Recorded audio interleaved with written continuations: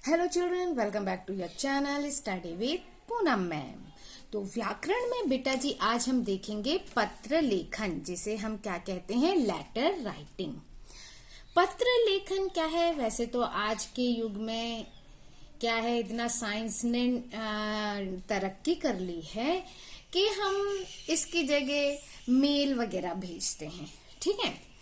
अब लेकिन ऐसे ऐसे साधन उपलब्ध होने के बावजूद, ठीक है, एक जगह से दूसरी जगह रहने वाले लोगों के लिए, हम अपने दादा दादी नाना नानी के लिए क्या करते हैं, अगर पत्र लिखकर भेजते हैं तो उन्हें और बहुत ज्यादा खुशी होती है।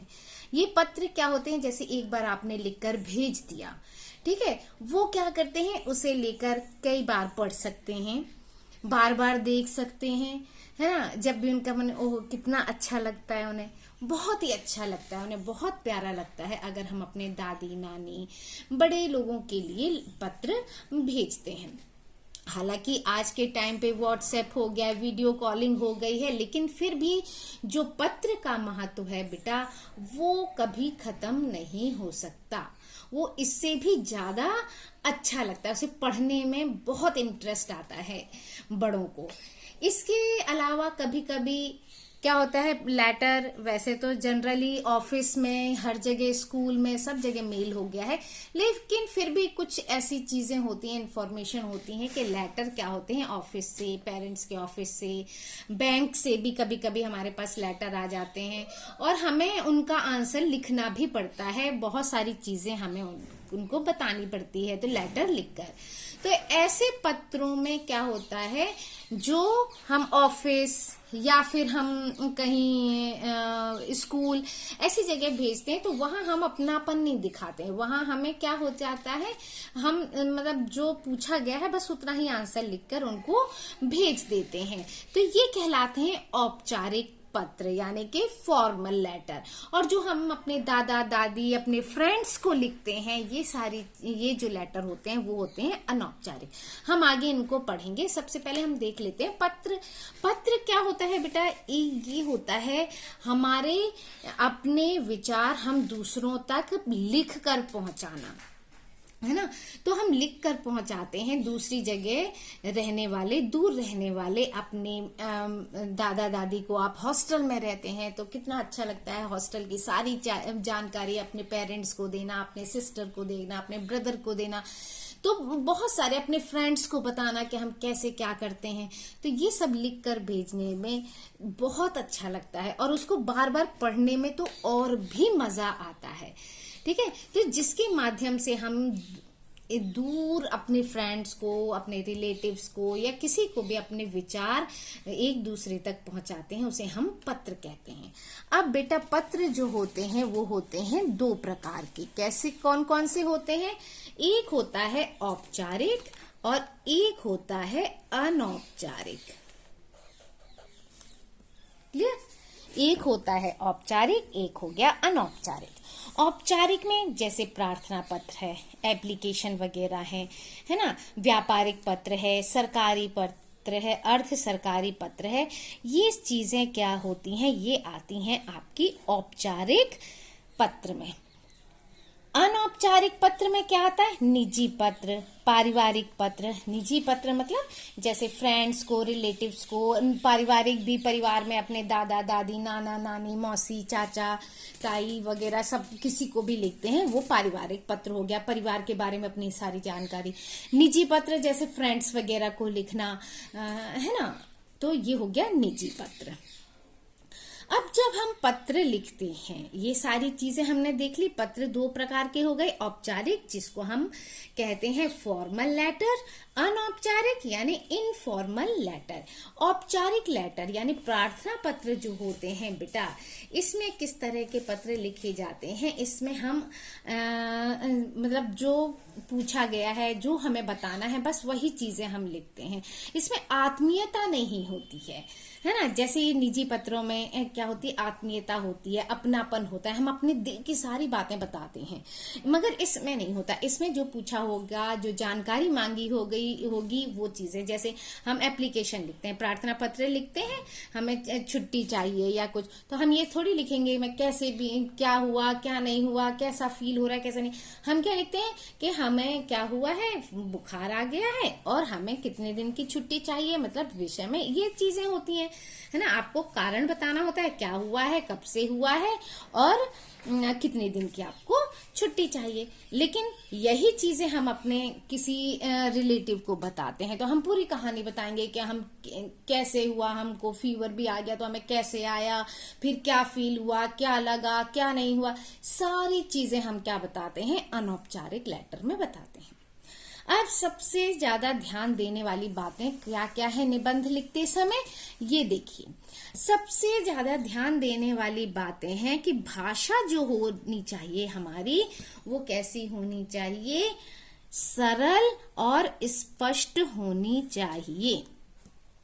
कैसी होनी चाहिए भाषा, सरल और स्पष्ट भाषा होनी चाहिए, जो आसानी से समझी जा सके, यानी सामने वाला समझ सके कि क्या बोलना चाह रहे हैं। स्पष्ट नहीं होगी भाषा, सरल नहीं होगी, बिल्कुल क्लिष्ट, जैसे औपचारिक लेटर्स में लिखते हैं, है ना, जो गवर्नमेंट लेटर्स होते हैं उनकी भाषा बहुत ही क्लिष्ट होती है, बहुत ही ऐसी होती है, पता नहीं क्या लिखा हुआ है। तो भाषा जो होनी चाहिए, जो है ना, अनौपचारिक में क्या होनी चाहिए, सरल और स्पष्ट होनी चाहिए। औपचारिक में भी होनी चाहिए सरल और स्पष्ट। स्पष्ट नहीं लिखोगे तो कैसे पता चलेगा कि क्या कहना चाह रहे हैं। बात को कम से कम शब्दों में लिखें, है ना, ऐसे नहीं कि बात को बढ़ा चढ़ा कर लिखे जा रहे हैं, पता नहीं क्या क्या चीज लिखे जा रहे हैं, कुछ नहीं समझ आ रहा कि बोलना क्या चाह रहे हैं। बात अपनी स्पष्ट करें और कम से कम शब्दों में लिखें। वो निबंध थोड़ी लिख रहे हैं, हम लेटर लिख रहे हैं। लेख कैसा होना चाहिए, सुंदर और स्पष्ट होना चाहिए। हमेशा लेख सुंदर और स्पष्ट होना चाहिए। ये चीजें क्या होती है, जब हमारी दादी थी ना, तो मैं अपनी स्टोरी बता रही हूँ, दादी थी तो ताऊ जी हमारे इतनी सुंदर राइटिंग में बड़े बड़े अक्षरों में उनके लिए लिखकर लेटर भेजते थे, और वो इतने अच्छे से उसको, क्योंकि वो पढ़ लेती थी और साफ साफ शब्दों में लिखा होता था, उन्हें पढ़ने में भी बड़ा अच्छा लगता था। तो बड़े बड़े अक्षरों में, सुंदर सुंदर शब्दों में, और बड़ी सुंदर और स्पष्ट भाषा, साफ सुथरी लेटर होता था उनका, वो बहुत अच्छा लगता था और दादी को पढ़ने में भी बहुत अच्छा लगता था। तो लेख हमेशा सुंदर और स्पष्ट होना चाहिए। अब देखिए, ये पत्र लिखने वाले को संबंध और पद का ध्यान रखते हुए ही भाषा का प्रयोग करें।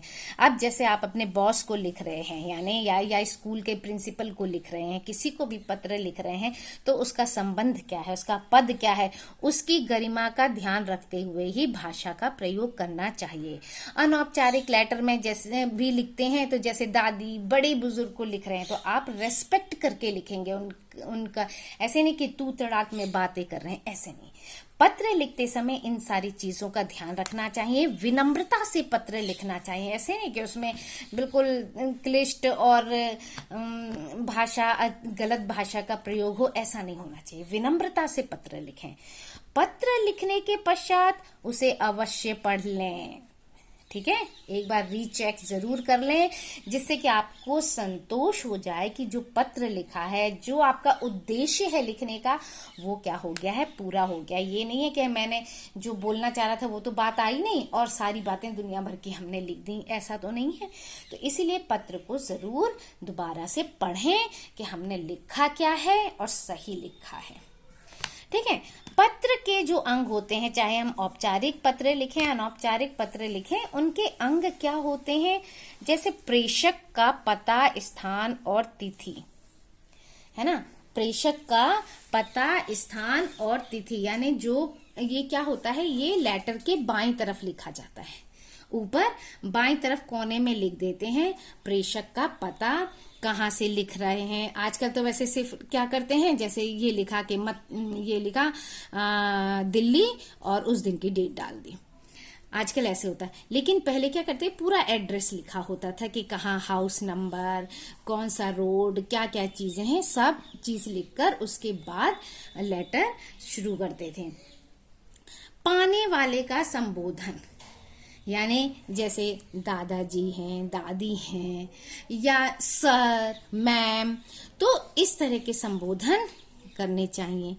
पाने वाले का अभिवादन करना चाहिए, ठीक है। पाने वाले का, अब दादी को लिखोगे तो अभिवादन करोगे कि नहीं करोगे कि हाँ नमस्कार है या प्रणाम है, इस तरह आप उनका अभिवादन भी करेंगे। अनौपचारिक में करना पड़ता है। पत्र पालने वाले का पूरा नाम व पता होना चाहिए, जिसके पास तुम भेज रहे हो उसका भी पूरा पता और एड्रेस वगैरह सब कुछ होना चाहिए। पत्र जब आप समाप्त करते हो तब अपना परिचय, नाम, पता ये दोबारा से पूरा लिखना होता है, क्योंकि वो स्टार्टिंग में आजकल क्या कर रहे हैं, सिर्फ दिल्ली और ये सब लिख दिया, हो गया। इसमें क्या है, लास्ट में ये भी लिखना जरूरी होता है, ठीक है। तो इस तरह से आपने देखा हम पत्र कितना इजीली लिख सकते हैं। तो इस वीडियो में इतना ही। प्रैक्टिस करते रहिए, अपने बड़ों को लेटर लिखिए और साफ सुंदर शब्दों में लिखिए, जिससे कि वो आप पढ़ें और आपके लेटर को देखकर खुश हो। Thank you. Like, share and subscribe my channel.